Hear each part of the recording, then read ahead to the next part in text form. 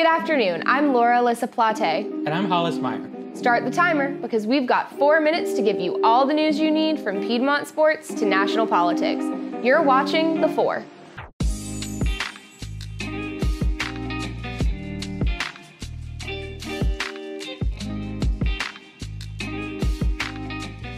You might have noticed there wasn't an episode of The Four last week. If you follow The Roar on social media, you saw that we might have had a few issues in the studio. Yeah, it was mildly terrifying, but everything's fine now. We're safe, and so is the studio. Woo! The Roar hits the stands on Monday, so make sure to grab your copy and catch up on campus news, including a feature story on the new Lillian Smith Scholar, information about the Music Conservatory, and an interview with SGA President Leslie Lopez.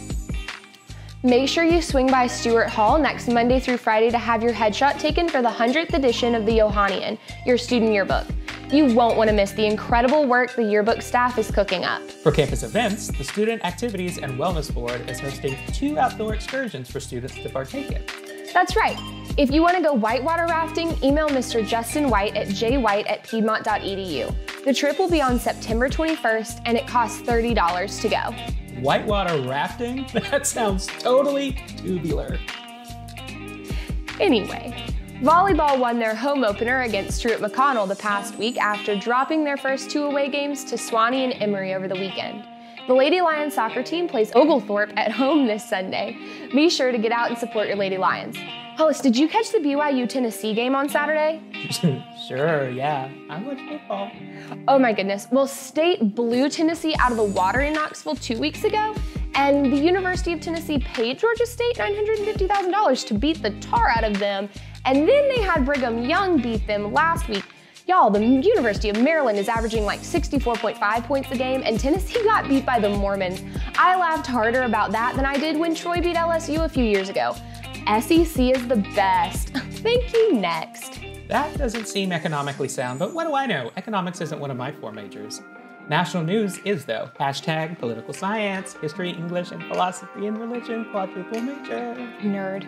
A man parked his smart car in the kitchen because he was afraid Dorian would blow it away. Michigan became the first state to ban flavored e-cigs this week in an effort to keep their children healthier. The most recent Dem debate was last night. And for the first time this cycle, there was only 1 night of debates. 10 down, 9 to go.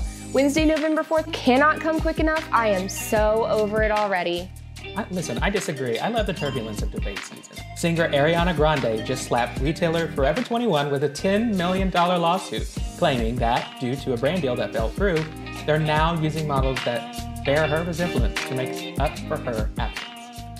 Isn't it time for some good news? You mean the fact that we're not being interrupted this week? Actually, hold on about that. Hadley gave me something on a napkin. Where did I put it? This week's rant is about how The Four is getting an opinion segment instead of me walking on and off screen and letting people throw things at me. I'm angry because people won't see my pants anymore. I'm not that angry because I'll get my own screen. The Piedmont show sucks and I hate it. Yep. Who is that? What in the world? That's Jessie. She's Hadley's body double. Oh my.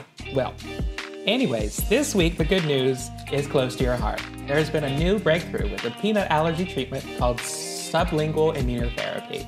That's fantastic. It's also known as SLIT, and it's an alternative way to treat allergies. Similar to oral immunotherapy or OIT, it doesn't use injections. An allergist gives it to a patient in small doses of the allergen under their tongue to boost their tolerance to the substance and reduce their symptoms.